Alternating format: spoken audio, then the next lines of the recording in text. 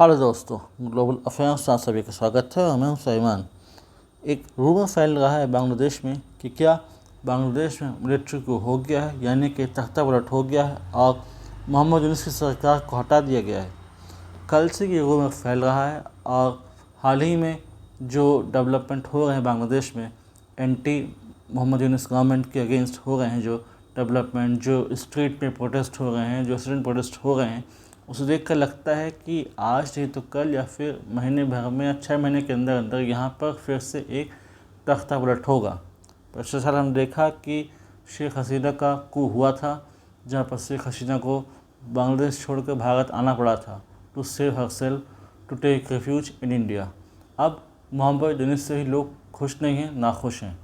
वो लोग जो कभी शेख हसीना को हटाने के लिए एकजुट हुए थे और उन्होंने ये स्वीकार किया था कि मोहम्मद यूनुस इंटरिम लीडर बने रहेंगे जब तक एक डेमोक्रेटिकली इलेक्टेड गवर्नमेंट बांग्लादेश नहीं आ रही थी। अब उन्हें मोहम्मद यूनुस भी पसंद नहीं आ रहे हैं। प्रोटेस्ट करने वाले स्टूडेंट्स जो कि बहुत वोकल थे अगेंस्ट शेख हसीना, अब उन्होंने खुद की एक पॉलिटिकल पार्टी बना ही ली है, नेशनल सिटीजन्स पार्टी, जातीय नागरिक पार्टी उसे कहते हैं। अब ये धीरे धीरे अगेंस्ट मोहम्मद यूनुस भी होते जा रहे हैं, प्रोटेस्ट बढ़ता जा रहा है और यहाँ पर एक मौका मिल रहा है फ्रेंच एलिमेंट्स को टू वार्डन देयर हॉरिजिन्स। सिर्फ यहाँ पर स्टूडेंट्स प्रोटेस्ट पर नहीं है, यहाँ पर इकोनॉमिक वर्कर्स भी प्रोटेस्ट पर हैं, जो स्ट्रीट वर्कर्स हैं, वेंडर्स हैं, जो कॉटन इंडस्ट्रीज में काम करते हैं, जो एमएसएमई सेक्टर में काम करते हैं, जो छोटे व्यापारी हैं, जो रोज़ी रोटी कमाते हैं, वो भी ऑन स्ट्रीट्स हैं और वो भी अगेंस्ट मोहम्मद यूनुस अपना गुस्सा दिखा रहे हैं। लेकिन यहाँ पर धीरे धीरे मौका मिल रहा है रेडिकल इस्लामिस्ट को भी to widen their horizon, to widen their imprint.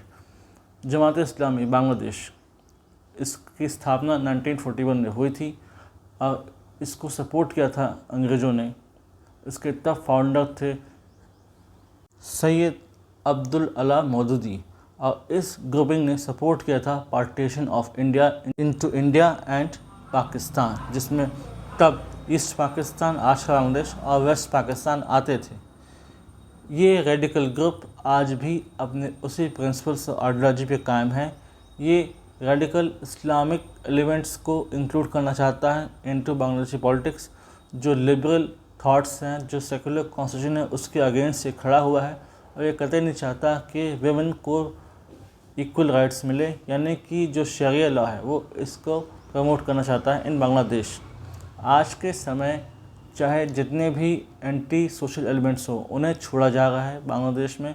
Large scale massive rights हो रहे हैं और एट्रोसिटीज अगेंस्ट हिंदू ये सब के सामने आ गई है through social media and ministry media. साफ दिख रही है कि अगेंस्ट माइनॉरिटीज़ किस प्रकार से एट्रोसिटीज़ बढ़ती जा रही हैं।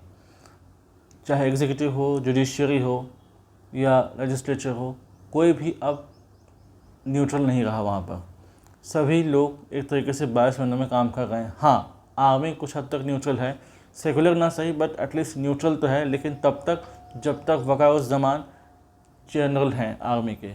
विद इन आर्मी भी एक प्रकार से अनरेस्ट बढ़ता जा रहा है और पाकिस्तान पूरी कोशिश कर रहा है तो it's ISI to promote French elements within army.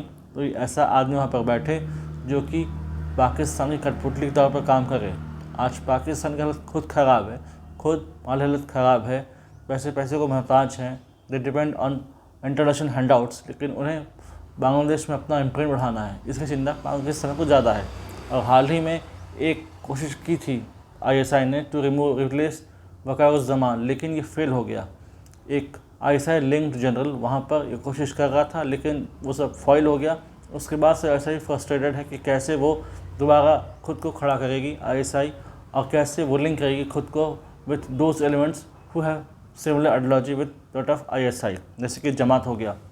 इसके अलावा कोशिश ये भी कर रहे हैं कि टू अगेन प्रमोट जिहाद इन जम्मू कश्मीर रीजन। बांग्लादेश में बहुत सारे ऐसे रेडिकल इस्लामिस्ट ग्रुप हैं जो सपोर्ट करते हैं terrorism in Jammu and Kashmir, जो अभी कमज़ोर पड़ गया, ऑलमोस्ट वाइप आउट कर दिया गया है बाय इंडियन आर्मी। उसको दोबारा वहाँ पर लाना चाहते हैं ताकि दोबारा जम्मू कश्मीर में डिस्टर्बेंस फैला सके। यानी कि इंडिया के लिए भी ये चिंताजनक समय है। इंडिया इसको क्लोजली मॉनिटर कर रहा है, यानी कि हमें अलर्ट हो जाना चाहिए। हम सबसे लंबा बॉर्डर शेयर करते हैं विथ बांग्लादेश और आए दिन इलीगल बांग्लादेशी इमिग्रेंट्स इंडिया आते हैं और किसी न किसी टेरर एक्टिविटीज़ में, किसी न किसी एंटी सोशल एक्टिविटीज़ में इन्वॉल्व पाए जाते हैं। इसलिए हमें तुरंत एक्टिव हो जाना चाहिए ताकि हम अपनी बॉर्डर को सेव कर सकें और अनवांटेड पर्सन्स को इंडिया एंटर ना करने दें। तो कुल मिलाकर जो हमारा ईस्टर्न बॉर्डर है इस समय काफ़ी टर्मोइल के फेज से गुजर रहा है। और अगर हम साउथ एशिया में देखें तो हमारा वेस्टर्न और ईस्टर्न फ्रंट दोनों इस समय पॉलिटिकल अनसर्टेनिटी का शिकार है, यानी कि बोथ पाकिस्तान और Bangladesh are facing political uncertainty. कोई वहाँ पर क्लैरिटी नहीं है। पाकिस्तान में हमेशा से प्रमोट किया गया कि एक मिलिट्री डिक्टेटरशिप हो, वहाँ की जनता भी अब इसका कस्टम्ड हो चुकी है तो उनको फ़र्क नहीं पड़ता। अब अगर बांग्लादेश को देखें, जहाँ पर डेमोक्रेटिक इलेक्टेड गवर्नमेंट अच्छा काम कर रही थी जब तक शेख हसीना थी, वहाँ भी कोशिश की जा रही है कि वहाँ भी एक मिलिट्री डिक्टेटरशिप हो, लेकिन वो प्रमोट करे इस्लामिक रेडिकल एलिमेंट्स को, इस्लामिक फंडामेंटलिज्म को, और जो सेकुलर फैब्रिक है उसको नुकसान पहुँचाती रहे। वैसे देखा जाए तो अवामी लीग, जो कि शेख हसीना की पार्टी है, वो कम बैक करने की कोशिश कर रही है, रैलियाँ निकाल रही है, खुद को दोबारा से बाउंस बैक करने की कोशिश कर रही है। और ऐसा कहा जा रहा है कि शेख हसीना बहुत जल्दी कम बैक करेंगी, वापस बांग्लादेश आएंगी। देखा जाए तो एक लेजिटिमेट लीडर के तौर पर शेख हसीना का नाम सबसे ऊपर आता है। उनके पॉलिटिकल राइवल्स जैसे कि BNP हो गई, वो भी कोशिश कर रही है कि दोबारा अपना जो लास्ट है ग्राउंड उसको रिगेन कर ले। लेकिन कि जो न्यूज़ आ रही है कि आर्मी कू कर सकती है कभी भी, या आर्मी जनरल ने इमरजेंसी मीटिंग बुलाई, तो इससे इसकी संभावना बहुत कम हो जाती है कि कोई डेमोक्रेटिकली इलेक्टेड गवर्नमेंट वहाँ पर आने वाली है। मोहम्मद यूनुस कह चुके हैं कि 2026 से पहले वहाँ पर इलेक्शन पॉसिबल नहीं है, यानी कि वो एक ऐसा चेहरा है जो कि आई वॉश का ही काम करता है। आज के समय टेरर एलिमेंट्स को छोड़ना, एंटी सोशल एलिमेंट्स को रिलीज़ करना, उनको स्ट्रीट्स पर लाना और अपने पॉलिटिकल इंटरवेंशन के थ्रू अपने पॉलिटिकल इंटरेस्ट के लिए उनका यूज़ करना, ये साफ दिखाता है कि बांग्लादेश किस फेज से गुजर रहा है। अब यहाँ पर या तो एक मिलिट्री कू होगा, मिलिट्री कू अगर नहीं हुआ तो फिर सिविल वार होगा, या फिर ऐसी सिचुएशन होगी जहाँ मिलिट्री कू तो होगा साथ में साथ सिविल वार भी हो सकता है, यानी कि टोटल केओस अभी भी है।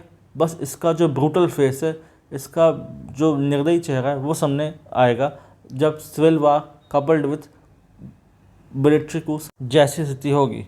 अब हमारी चिंता ये है कि हम अपने बॉर्डर को तो बचाएं ही बचाएं, लेकिन जो धमकियां आ रही हैं बांग्लादेश की तरफ से, बांग्लादेशी रेडिकल एलिमेंट्स की तरफ से जो थ्रेटन करने की कोशिश कर रहे हैं वो इंडिया को, कि हम इंडिया में डिस्टर्बेंस लाएंगे, हम जिहाद फैलाएंगे, उनको कैसे न्यूट्रलाइज़ किया जाए।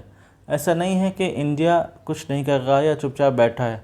इंडियन गवर्नमेंट इसको क्लोजली मॉनिटर कर रही है, और अगर ये हाथ से गया तो फिर इंडियन गवर्नमेंट कोई ना कोई एक्शन जरूर लेगी जो कि वोकल होने वाला है। अब उम्मीद यही है कि यहाँ पर जल्द से जल्द डेमोक्रेटिकली इलेक्टेड गवर्नमेंट दोबारा इंस्टॉल की जाए और डेमोक्रेटिक प्रोसेस यहाँ दोबारा हो। स्ट्रीट्स में जो लोग हैं वो इस चीज़ को समझें और केओस की जो स्थिति बनी हुई है वो ख़त्म हो। जो स्टूडेंट्स हैं, जो अनरेस्ट हैं, उसको हटाया जाए, क्योंकि 7-8 महीने से इस देश में सिर्फ और सिर्फ प्रोटेस्ट ही एकमात्र काम रह गया है लोगों का। वो प्रोटेस्ट कर रहे हैं, उन्हें खुद नहीं पता प्रोटेस्ट क्यों कर रहे हैं, पर डे प्रोटेस्ट किया जा रहा है। लेकिन इतना तय है कि इस समय जो पॉलिटिकल मास्टर्स बैठे हुए हैं बांग्लादेश में, वो हाईली इनकम्पिटेंट हैं। They do not know how to resolve the issue of Bangladesh in more effective manner. एक इलेक्टेड गवर्नमेंट को हटाकर एक पपेट को बैठाना, वो भी विदाउट एनी पॉलिटिकल एक्सपीरियंस, तो एक बांग्लादेश का यही स्थिति होनी थी। अगर बांग्लादेश को अपनी स्थिति सुधारनी है तो फिर उसे लार्ज स्केल मैनर में काम करना होगा। इसमें सबसे पहले होगा installation of democracy and restoration of faith among the people. Let's see what happen next. इससे रिलेटेड कोई सिग्निफिकेंट इन्फॉर्मेशन अगर आती है तो मैं आप लोगों के लिए सेपरेट वीडियो ले आऊँगा। Till then do like, share, subscribe the video and widely spread this video for the knowledge of people.